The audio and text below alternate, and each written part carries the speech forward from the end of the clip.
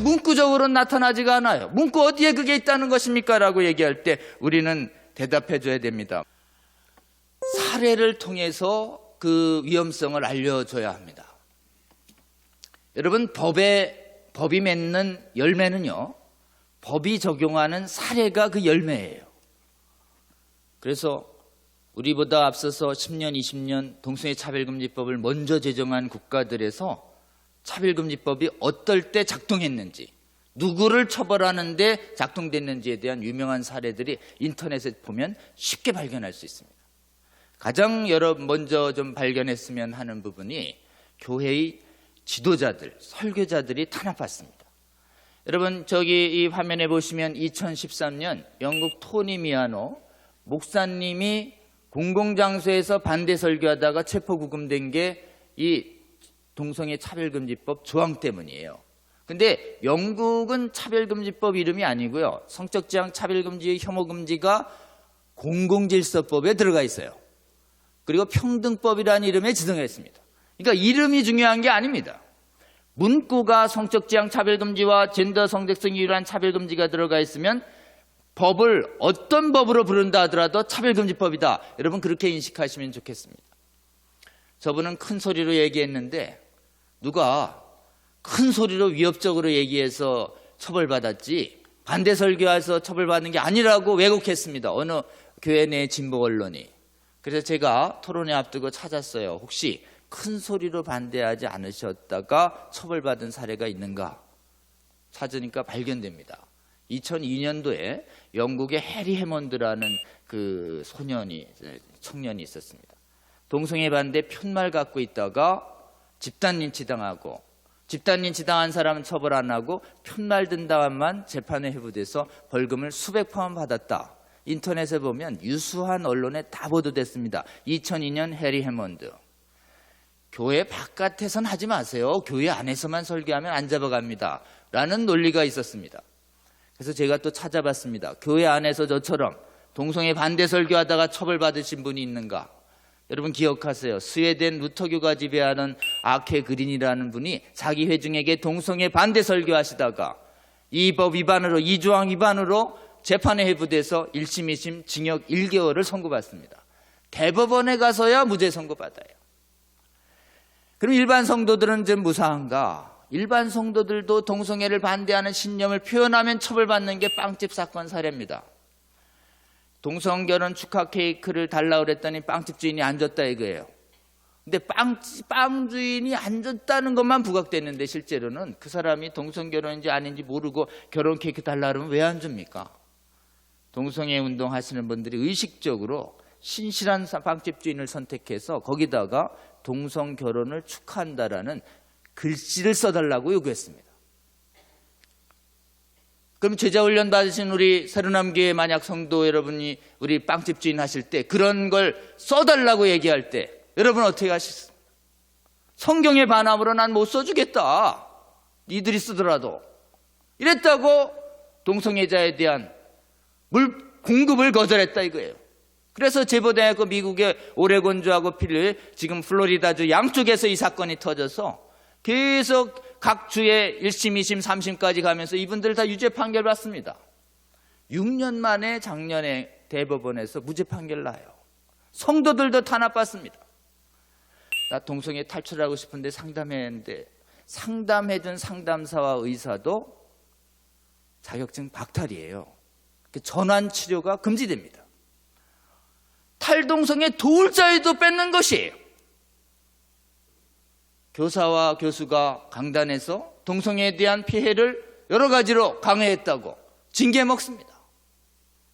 그리고 심지어 동성애 옹호하는 유수한 대기업에서 동료하고는 동성애에 대해서 어떻게 생각하니? 나는 목사님 가르침에 따라 반대. 이렇게 얘기했다고 교회 인사부 쪽에 제보하면 완전 징계 사유가 먹는 것이에요.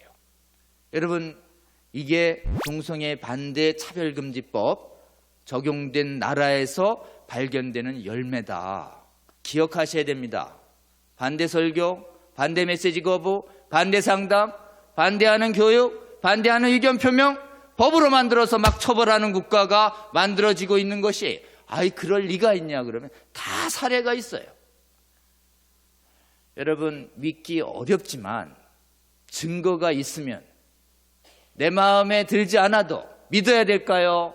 거절해야 될까요? 믿기 어려워도 증거 앞에선 겸손하게 받아들여야 하는 것입니다. 믿고 싶은 것만 믿고 증거에서 명백히 인정되는 걸 안 믿는 교만이 있을 때 우리는 이 동성애 차별금지법에 대한 위험성을 얘기하기가 어려운 것이에요. 그래서 여러분, 열매를 분명히 보여주셔야 합니다. 이 적용 사례 이 차별금지법이 제정되면서 우리나라는 그러냐?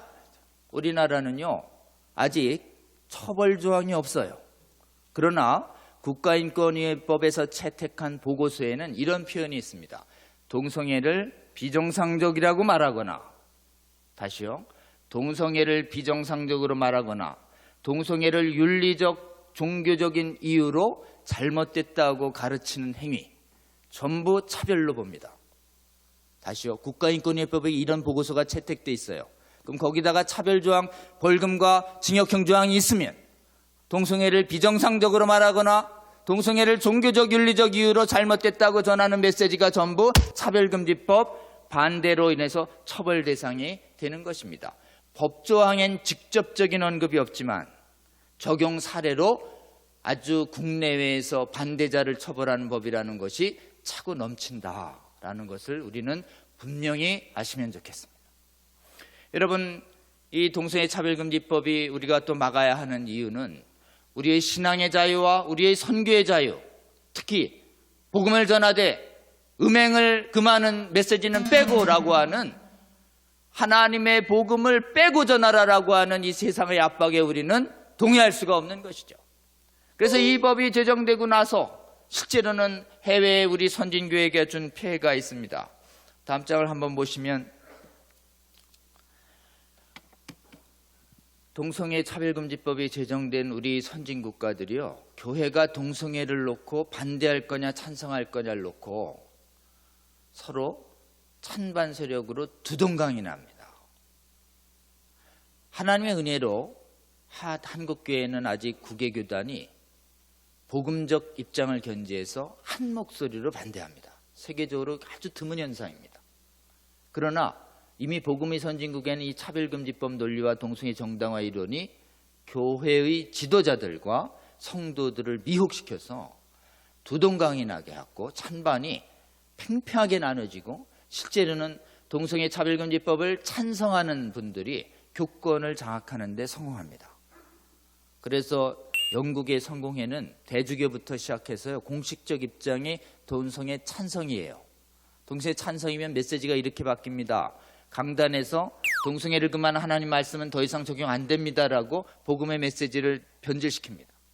나 동성애자입니다라고 커밍하신 공개적으로 밝힌 분이 동성애 목사가 임명됩니다.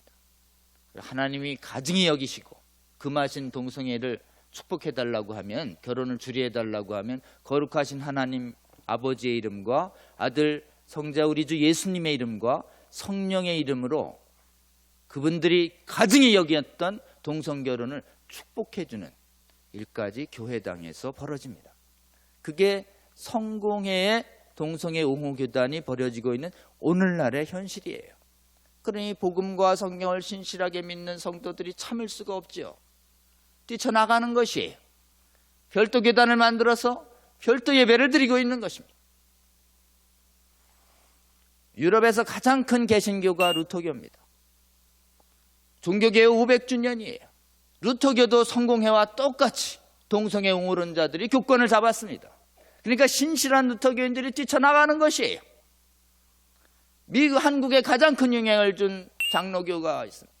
장로교는 미국에서 논쟁과 논쟁을 거듭하다가 동성애자 목사를 임명하더니 2, 3년 전에는 교회 헌법에 미국 PCUSA라고 하는 장로교단은 동성결혼을 합법화시키는 헌법을 통과시킵니다. 그러니까 미국의 한인교회들, 복음적 한인교회들이 괴로워졌어요. 그래서 복음적 교회들이 뛰쳐나가는 것이, 그러니까 교단이 감리교도 논쟁과 논쟁을 거듭하다가 작년에 서로 재산 가르고 사람 가르자고 해서 쪼개졌습니다. 정말 안 깨진 곳은 미국 안에서는 침례교단 정도가 안 깨지고 있는 것 같습니다. 여러분, 교회가 동성애를 받아들이면 교회가 이 문제를 놓고 두동강이 나고요.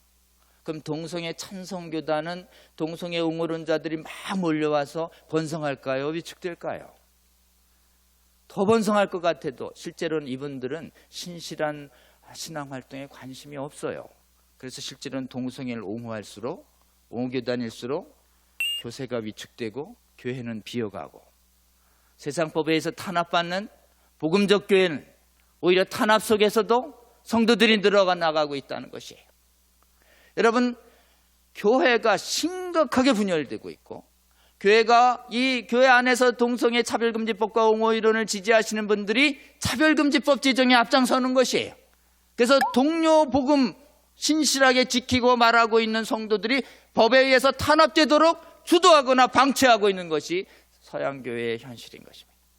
여러분, 다른 건 다 배워도 동성애에 대한 이 부분에 있어서 우리 한국교회가 북미와 유럽을 배워야 될까요? 안 배워야 될까요?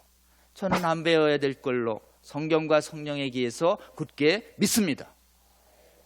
여러분, 우리가 동성애를 반대하는 부분이 왜 해야 하는가에 대해서 그들이 자유와 신체적 생명과 영적인 생명을 노력하는 일이 실체를 가지고 있고, 우리의 선진 교회들을 정말 두둥강 내면서 교회의 거룩함을 깨뜨리고 있는 이 시대에 전 세계의 동성애를 반대하는 신실한 지도자들이, 제가 동성애 반대 수상하면서 해외의 몇몇 세미나와 이런 데를 돌아다녀 보니까 동성애를 반대하는 국가와 교회의 역량을 가진 거의 유일한, 차별금지법을 막아낼 수 있는 유일한 역량을 가진 국가는 한국교회뿐이다 라는 말씀들을 많이 하십니다. 한국에서 온 저희들에게.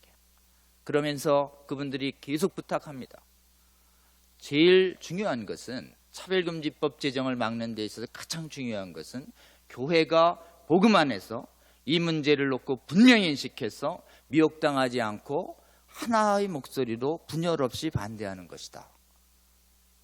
그래서 여러분, 우리가 갔다 오면서 한국교회가 동성애 부분에 있어서 분열되지 않도록 복음과 복음의 접는 지식에 의해서 무장하는 지금과 같은 강연 활동과 아카데미 활동을 열어서, 그게 한 3, 4년 전에 기동화 기독교 동성애 대책 아카데미라고 해서 전국적으로 번져나가면서 교회 안에서 동성애를 놓고 벌어지는 강연회와 학술대회는 복음에 기한 반대가 거의 일어나고 있고, 서양처럼 복음에 기해서 찬성하는 아카데미나 강연회가 거의 없도록 현재 분위기가 만들어졌습니다.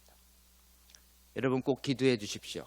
한국교회가 복음에 기해서 분열 없이 한 목소리로 반대하는 지금의 스탠스가 계속 유지해 나갈 수 있도록 한국교회의 동성애 반대의 하나됨을 위해서 계속 기도해 주시면 좋겠습니다.